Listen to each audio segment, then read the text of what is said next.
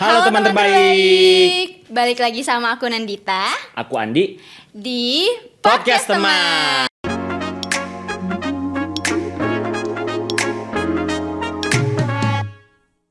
Oke Kak Andi, Iya. kita ketemu lagi nih hari ini. Seperti biasa ya. Nah hari ini kayaknya kita tuh dari kemarin-kemarin udah mikirin gitu ya, kayaknya mau bawa topik apa nih gitu kan di podcast kali ini gitu. Nah terus kebetulan nih kemarin Kak Andi tuh kayak ngirim video gitu kan. Nah betul. Kak aku ngirim video tentang kayaknya sekarang tuh sering banget kita dengar istilah-istilah baru yang kayaknya waktu zaman kita tuh belum ada deh gitu ya. Istilah-istilah betul itu tuh. baru banget ada, baru sering digunakannya tuh sekarang-sekarang gitu. Coba dari Kak Andi dulu deh. Kak Andi sering dengar istilah apa nih yang kayak kayak dulu zaman aku nggak ada deh istilah itu tapi sekarang sering digunakan gitu. Kalau sekarang aku sering ngedengar atau ngelihatnya itu anxiety. Wah, anxiety. Itu beneran sih. Banyak banget ya orang pakai istilah itu, anxiety. Dijadiin meme gitu kan, kayak misalkan ada foto berdua gitu, anxiety, terus ini aku gitu kan, kayak saling bersahabat yang gitu-gitu. Me and my anxiety Nah, gitu ya. gitu-gitu tuh. Anxiety. Sebenarnya kan anxiety itu artinya ini enggak sih gangguan kecemasan kan sebenarnya. Bener. Tapi apakah orang yang bikin meme ini atau yang bikin postingan ini di story, biasanya aku ngeliatnya di story ya atau di video-video TikTok gitu, apakah mereka benar-benar menderita anxiety atau enggak gitu, atau cuman self diagnose. Nah bener tuh, itu juga sering banget ya orang-orang melakukan self diagnose. Tapi biasanya kalau Kandi sendiri sebenarnya kalau dengar apa ya istilah anxiety itu kalau di situasi apa gitu sering dengarnya orang ngomong anxiety selain tadi di meme-meme yang udah ada gitu kan, terus apa lagi? Kalau aku sih ngelihatnya pas lagi ya mereka tuh mungkin lagi ada masalah kali ya, atau mungkin emang lagi merasa cemas gitu. Tapi kan belum tentu anxiety ya kalau misalkan cemas kayak gitu kan. Siapa tahu emang cuman cemas biasa aja gitu. Bukan anxiety. Iya benar sih, emang karena kan emang kalau anxiety sendiri sebenarnya ya tadi benar yang kau bilang itu adalah gangguan kecemasan gitu. Sebenarnya sih yang namanya apa ya, gangguan psikologis itu biasanya ada kayak spektrumnya gitu. Jadi kayak ada yang misalnya emang punya nih anxiety tapi tidak terlalu parah misalnya gitu kan. Nah itu tuh emang ada spektrumnya biasanya kayak gitu. Cuma emang tetap tadi yang kau bilang nggak boleh self diagnose gitu kan. Itu sih yang paling pentingnya. Jelasin dulu self diagnose itu apa? Oh iya, self diagnose itu ini sih ketika kita mendiagnosa diri kita sendiri. Misalnya mendiagnosa kayaknya aku punya penyakit ini deh, atau aku punya gangguan ini deh gitu, yang padahal sebenarnya belum tentu gitu dan nggak diperiksa benar-benar gitu kan. Dari Google biasanya ya. Oh iya, atau gimana tuh biasanya kalau searching Google? Definisi anxiety, ciri-ciri anxiety misalkan gitu kan. Terus kayak cemas berlebihan, panik, suka berkeringat, pusing apa segala macam itu tuh anxiety. Berarti aku anxiety ya. Gak gitu kan harusnya kan. Iya, harusnya itu langkah yang paling benar adalah kalian pergi ke ahlinya gitu, Bener, ke psikiater profesional. atau psikolog. Ya benar ke profesional. Selain itu ada lagi nggak istilah-istilah? Oh ada lagi Nan. Apa? Istilah lain yang sering dikatakan oleh anak zaman now itu adalah healing. Iya sih, itu healing bambu. Hey, baling-baling ya. gitu. Healing bambu. Nah, kalau menurutku healing itu aku mengartikannya adalah ketika kita sedang penat dengan kerjaan, misalnya penat dengan kuliah, dengan sekolah atau apapun itu kegiatan kita. Terus kita pergi ke suatu tempat atau ke suatu apapun lah gitu yang bisa merefresh mood kita. Oke. Aku ngertinya gitu. Kalau kamu oke. gimana tuh? Sebenarnya kalau healing sendiri kan artinya tuh apa ya, menyembuhkan gitu kan, proses penyembuhan gitu. Nah healing itu sebenarnya kan sering kalau di psikologi sendiri ya itu tuh digunakan ketika kita di proses penyembuhan dari apa ya, dari gangguan mental gitu misalnya gitu. Nah itu ada proses healing gitu, proses kita penyembuhan. Nah itu tuh disebutnya healing. Cuma mungkin kalau sekarang ya tadi misalnya Kandi bilang lagi penat atau misalnya lagi stres, terus pergi ke mana kita ke suatu tempat yang kira-kira bisa bikin kita lebih lebih refreshing lagi gitu kan, lebih refresh lagi gitu pikirannya, itu sering banget disebut healing gitu kan. Atau misalnya kalau sekarang tuh ini banget yang musim pergi ke Bali, terus atau pergi sendiri healing, me time. Oh iya benar tuh juga sering banget ya. tuh. Nah jadi emang sebenarnya sih healing itu proses penyembuhannya, cuma kan sebenarnya kayak tadi misalnya kita ya misalnya lagi capek aja atau lagi bosan aja misalnya sama kerjaan gitu kan ya, itu kan sebenarnya kita pergi ke suatu tempat misalnya ya emang butuh istirahat aja gitu, emang butuh satu keluar dari rutinitas aja gitu kan sebenarnya. Cuma ya emang kalau sekarang mungkin orang-orang nyebutnya healing gitu. Pusing sedikit healing, ya kan? Galau sedikit healing. Terus ada lagi Kak yang aku sering dengar. Apa tuh? Ini overthinking. Berat. Bahkan aku sampai waktu itu juga ngangkat tema ini di webinar tentang overthinking. Itu sering banget tuh ternyata anak-anak zaman sekarang juga udah pada sering banget merasa bahwa mereka tuh overthinking gitu. Kalau Kak Andi sendiri pernah nggak merasakan overthinking? Overthinking itu memikirkan sesuatu dengan berlebihan ya. Bener. Misalnya besok itu mau ujian gitu kan, terus mikirnya, aduh aku bisa gak ya jawab soal ujiannya? Soal ujiannya susah banget gak ya? Soal ujiannya itu apakah soal-soal yang udah pernah aku pelajarin atau belum? Kayak gitu. Iya benar kayak gitu. Jadi kayak ini juga sih kayak misalnya mau ujian terus kayak nanti bisa nggak ya? Terus kayak udah gitu nanti kalau aku nggak bisa gimana ya? Yang gitu. Jadi bener-bener mikirin banget gitu dan berlebihan sih itu yang paling ininya. Tapi overthinking itu sebenarnya harus ditemukan solusinya nggak sih? Maksudnya kita mikirin aja, tapi mikirin juga solusinya. Nah itu sebenarnya berarti kan kalau kayak gitu jatuhnya jadi menyelesaikan masalah kan. Nah kalau overthinking tuh kita cuma mikir tapi kita nggak kepikiran nih solusinya apa gitu. Oh gitu, berat kali ya pikiran kalian ya. Iya kan gitu. Padahal sebenarnya kalau ya mikirin sesuatu hal tuh emang harus gitu. Apalagi kalau misalnya kita kayak tadi misalnya mau ujian ya emang harus dipikirin gitu kan. Gak mungkin dong kita kayak bodo amat aja, kita nggak mungkin gitu kan. Tapi ya satu jangan berlebihan dan kedua ya dicari solusinya gitu. Kalau misalnya ternyata ada kayak tadi aduh gimana ya nanti ujian, ya misalnya solusinya dengan belajar ya gitu kan, mempersiapkan dengan baik gitu bener sih. Kayak gitu. Jangan menyalahgunakan kata overthinking ya. Sering banget tuh dipakai kayak jangan bikin aku overthinking deh gitu. Ya kan? Itu kan menyalahgunakan overthinking sebenarnya. Padahal dia nggak mikir-mikirin banget sebenarnya. Dan terus yang kalau dari tadi pernyataan Kak Andi aku jadi nangkep kayak jadi nyalahin orang lain atas overthinkingnya. Ada beberapa yang kayak gitu. Iya kan, gitu. Padahal kan sebenarnya overthinking itu juga berasal dari pemikirannya sendiri kan. Kayak gitu. Ya sih benar, kita jangan menyalahgunakan juga masalah itu. Terus selain overthinking itu ada yang lain lagi. Apa tuh? Kita lihat dulu. Apa tuh? Oh, bipolar disorder. Bipolar nah sebenarnya tuh ya? aku kurang ngerti nih kalau bipolar disorder itu sebenarnya kayak gimana.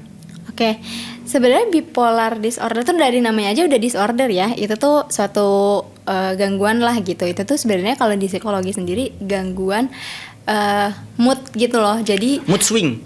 Iya ada kaitannya sama gitu. itu juga. Jadi perubahan suasana hati yang signifikan. Jadi kalau di psikologi tuh ada istilahnya manik depresi. Jadi kalau misalnya manik tuh dia moodnya tinggi naik banget gitu, happy banget. Terus depresi itu sedih, down banget gitu. Nah ketika dia mengalami gangguan perubahan suasana hati itu, nah itu tuh biasanya ada kaitannya salah satunya sama bipolar gitu. Tapi itu juga sebenarnya gangguan mood itu juga ada banyak macam-macam gitu, nggak cuma bipolar aja gitu.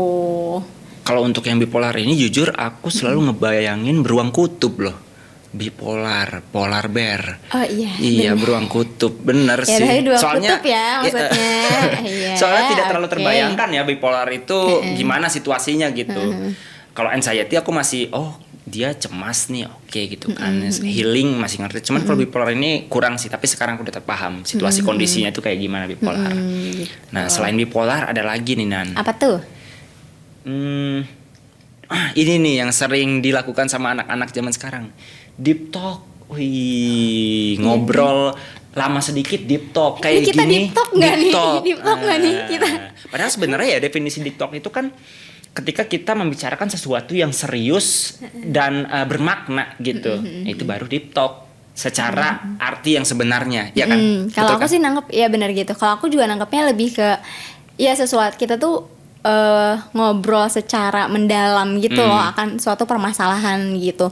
Kayak misalnya kita bahas suatu nggak harus permasalahan pribadi gitu, bahkan kadang isu tertentu gitu ya, tapi kita bahas secara mendalam juga itu bisa disebut deep Iya. talk gitu kan sebenarnya gitu. Dan tadi benar banget kalau yang sekarang tuh kadang belum apa namanya, cuma kadang baru ngobrol lama aja Iya. disebutnya deep talk, padahal Deep belum tentu sedalam itu sebenarnya pembicaraannya. Padahal pembicaraannya cuman ngomongin orang, pembicaraannya cuman ngejelek-jelekin orang lain atau gimana. Itu tuh bukan deep talk, itu mah gibah namanya.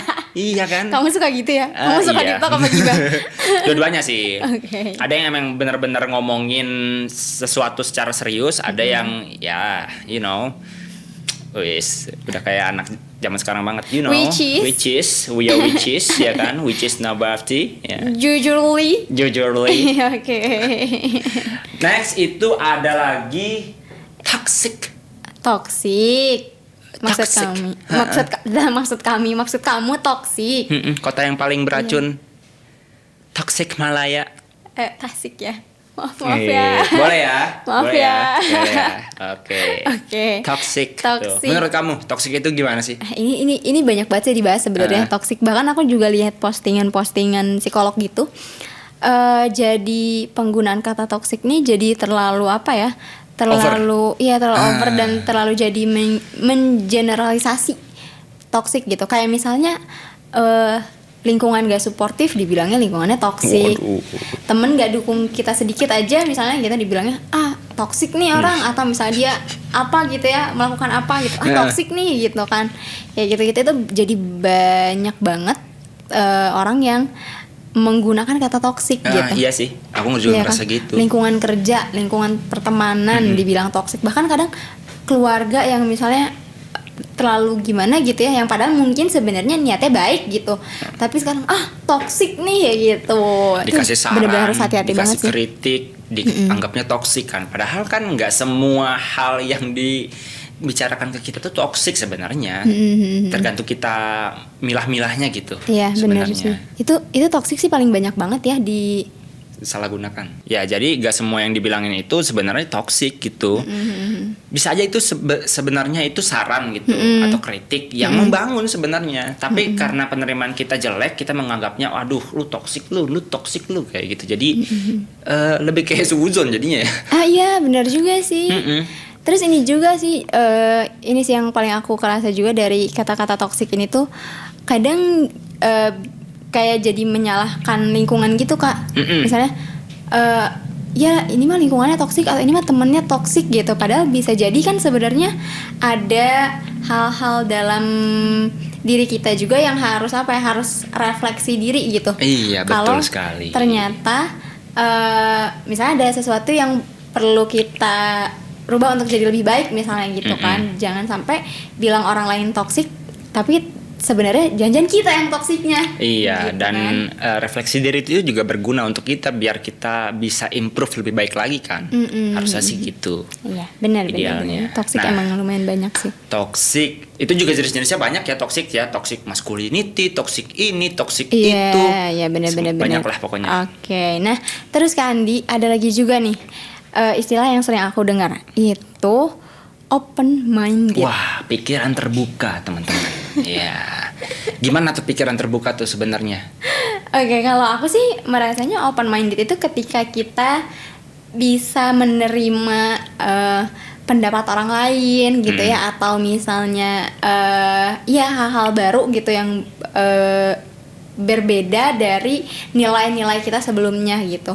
Tapi terlepas dari kita mau bertindak atau kita mau ngikutin nggak nilai-nilai itu balik lagi ke diri kita gitu. Cuma kita nggak skeptis gitu loh ketika misalnya ada pendapat orang gitu, kita nggak langsung ngeblok gitu pendapat itu gitu karena pendapatnya beda sama kita gitu. Ya udah kita terima aja, tapi untuk kita mau apa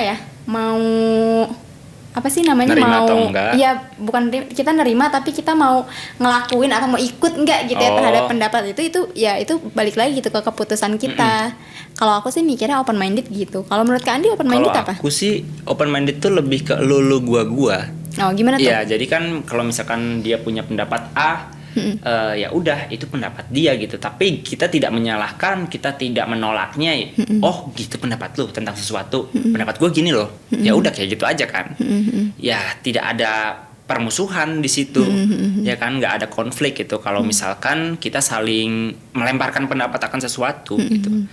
Apalagi soal perbedaan, misalkan maaf ya, perbedaan agama gitu kan sensitif banget ya. Tapi kalau misalkan kita punya pemikiran terbuka gitu, dia misalkan agamanya Kristen, saya Islam misalnya, ya gak masalah gitu perbedaan itu.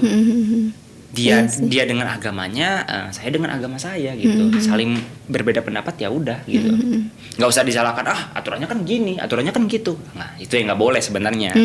Tapi banyak disalahgunakan itu open minded tuh gini, kalau misalkan dia dikritik terus dibalas lagi gitu kan kritikannya, nah itu dibilang nggak open minded lah.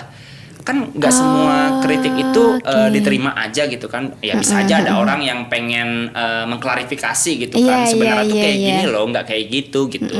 Padahal bisa jadi misalnya tadi aku ngeritik ke Andi, terus Kak Andi mengkritik aku balik nih. Nah terus aku bilang ke Andi nggak open minded, padahal bisa gitu. jadi ini aku yang gak open minded karena aku justru malah jadi gak nerima pendapat Kak Andi. Nah bener gak? gitu, maksudnya Iya. kalau misalkan ada orang dikritik terus gak terima, dibalas lagi, ya sebenarnya gak masalah. Sebenarnya mungkin bukan ketika dikritik gak terima sih, cuma ketika dikritik terus dia ngasih statement lagi gitu ya kan, bukan berarti gak terima nih, tapi bisa jadi ada statement lain juga nih dari orang yang dikritiknya kan. Tambahan lah. Gitu. Terus itu juga ya kalau emang open minded ya dua-duanya harus nerima. Misalnya aku nerima pendapat Kak Andi dan Kak Andi pun harus nerima pendapat aku. Idealnya begitu. Iya, benar-benar. Kok tumben pinter? Sebenarnya saya mah IQ-nya 46 tinggi nggak? Tumben ini enggak dong. Oh, ya? Kan 100 ya biasanya. Dari 100 ya? 100 berapa ya, gitu ya. kan. Ya. Oke. Aduh, Kita lanjut aja baru ya. aja dipuji pinter ya. Maaf ya. Ya, tuh lihat diketawain kan jadinya orang-orang. Enggak. Oke. 100 tadi, 146. Oke, kita lanjut aja ya nanti ya. Baik. Topik selanjutnya itu trust issue. Banyak sekali. Trust issue itu definisinya adalah keyakinan diri sendiri atau gimana sih? Nah, Trust issue tuh? kalau trust issue tuh sebenarnya lebih ke ya kita tuh mudah nggak ya, bukan mudah atau enggak sih, lebih ke apa ya? Bukan gangguan juga sih, cuma kesulitan kita untuk percaya sama orang lain gitu. Kesulitan kita percaya sama orang lain. Ya gitu, mungkin karena misalnya ada kejadian-kejadian di masa lalu gitu yang bikin kita jadi punya isu-isu mental gitu ya, punya isu-isu psikologis gitu. Kayak gitu, salah satunya isu psikologis itu adalah trust issue nih yang sering banget diangkat sama anak-anak zaman sekarang gitu. Apalagi ini hubungannya biasanya kaitannya sama ini romantic relationship. Jadi kalau benar. iya kan? Aku banyak lihat itu di sosmed sih. Iya, aku tuh dulu misalnya disakitin gitu, terus jadinya nggak percaya sama laki-laki lagi misalnya. Aduh. Gitu, bener. Sebenarnya sih ya bisa jadi bener ada hal-hal kayak gitu. Dan mungkin kita jadi sulit percaya sama orang. Banyak banget, aku ngerasa banyak sih orang-orang yang mengalami hal-hal itu gitu ya. Cuma mungkin lebih ke ini juga sih, aku tuh poinnya adalah kita punya trust issue gitu ya, dibandingkan dengan kita mengumbar misalnya kayak ya aku tuh trust issue gini gitu, tapi dicari juga nggak nih penyelesaian dari isu tersebut gitu, dari isu-isu psikologis itu dicari juga nggak nih penyelesaiannya gitu, gimana sih supaya kita bisa bisa menyelesaikan isu tersebut gitu, bisa percaya lagi sama orang gitu kan. Kalau bukan berarti aku nggak percaya ketika orang punya trust issue, enggak, aku percaya banget misalnya ada orang yang bilang bahwa dia punya trust issue, itu mungkin banget gitu ya terjadi gitu. Cuma daripada kita terlalu mengumbar trust issue yang kita punya, kita juga harus bisa nih cari penyelesaian dari trust issue tersebut gitu. Bukan berarti nggak boleh ya, kayak misalnya orang mau cerita dia punya trust issue, boleh banget gitu. Tapi ya jangan lupa untuk dicari juga gitu penyelesaian dari isu tersebut. Gitu. Jadi jangan bikin orang ini orang harus mengerti kalian terus gitu. Oke lah kita bilang aku punya trust issue kalau cowok itu suka nyakitin. Nah, apakah orang lain harus nge-solve trust issue kalian gitu kan? Enggak semestinya kayak gitu terus gitu. Harusnya kalian benar karena Andita tadi nyari ininya solusinya ya.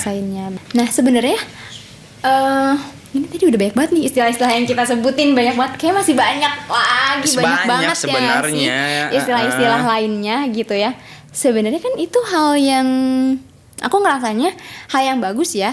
Anak-anak zaman sekarang tuh udah mulai aware sama mental health, bener gak sih? Tadi tuh banyak banget kan istilah-istilah yang berhubungan sama mental health gitu ya. Bagus sih, sekarang tuh awarenessnya udah cukup tinggi baik lah. Gitu ya, cukup tinggi gitu. Apalagi sekarang informasinya gampang juga gitu ya kita carinya gitu kan. Benar. Nah tapi ya itu walaupun kita udah aware, tapi kita juga perlu nih cari tahu, yang benar-benar nyari tahu sebenarnya itu tuh apa sih gitu. Jangan sampai penggunaannya nggak tepat gitu kan, penggunaan kata-katanya nggak tepat dan bisa jadi terlalu mengeneralisir sesuatu, atau mungkin ntar ini waktu itu kalau pernah sebutin kayak janjian emang ada orang yang ngerasa gitu tapi malah jadi bahan bercandaan misalnya buat orang-orang gitu kan.